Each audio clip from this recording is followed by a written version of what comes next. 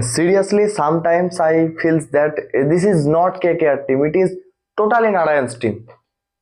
মানে কলকাতা টিমের বর্তমান যে অবস্থা, মানে কলকাতার যেসব ফ্যান্স ফলোয়ার বা যারাই কলকাতা সাপোর্টার, তারা যদি খেলা দেখে তাহলে খেলার আগে তাদের ভাবতে হচ্ছে যে কলকাতা আজকে হারবে। সে হারা মনোভাব নিয়ে তারপরে এই সিজন তাকে খেলা দেখতে হবে।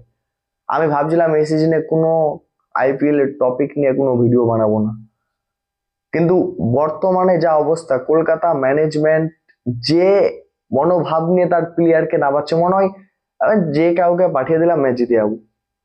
আজকে লাস্ট পর্যন্ত যখন কার্তিক ত্যাগীর হাতে যখন বলটা ছিল, কলকাতার প্রায় 90% বলার মানে সরি 90% সাপোর্টার ভেবে নিয়েছিল যে আজকে ম্যাচ আমরা একটু হলেও জেতার চান্স, কিন্তু শেষ পর্যন্ত মোহাম্মদ শামি টুক করে একটা 6 মেরে চলে গেল।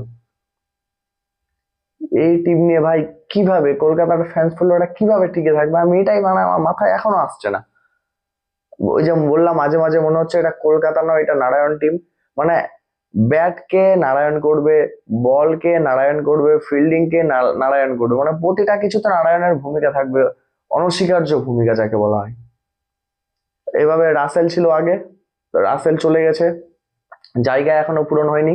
এভাবে যেদিন সুনীল নারায়ণ কলকাতা টিম ছেড়ে চলে যাবে, সেদিন মনে হয় টিমটা টিম থাকবে না, যদি এইরকম ম্যানেজমেন্ট সিদ্ধান্ত আটক থাকে একদম যাকে বলা হয়।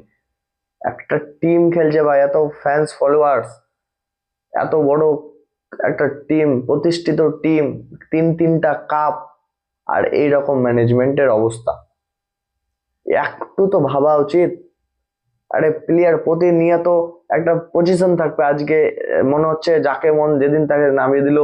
সুনীল নারায়ণ কত সুন্দর ওপেনিং আগে করছিল, তাকে এখন সেই পাঠাচ্ছে একদম শেষ কালে। ভাই এইভাবে কলকাতার মানে সাপোর্টাররা যে খেলা দেখছে বুকে পাথর নিয়ে, এটা ওই এসি রুমে বসে থেকে ম্যানেজমেন্টরা, আমি একদম সিরিয়াসলি ভাবে এটা কথা আমি বলছি, একটু ভাবা উচিত।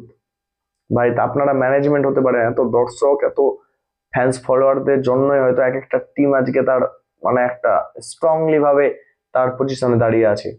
আর এইভাবে মানে আবেগ নিয়ে খেলা হচ্ছে একদম প্লেয়ারদের, সরি দর্শকদের। বা একটা বেস্ট একটা মানে একটা একটা হারলেও যেন হারার মতো একটা হারি ভাই। প্রতিনিয়ত হারছি তো না মনে হবে যে হারছি ভাই, খেলার আগে হেরে যাচ্ছে, এরকম ব্যাপার। যাই হোক, আজকে অনেক কষ্টের পর সুনীল নারায়ণ যদি ওই সুপার ওভারটা না করতো, ভাই সুপার ওভার করলেও সুনীল নারায়ণের উপর ডিপেন্ড থাকতে হয় কলকাতা টিমকে। বর্তমান মনে হচ্ছে একটাই প্লেয়ার, ভাই বাকিরা প্লেয়ার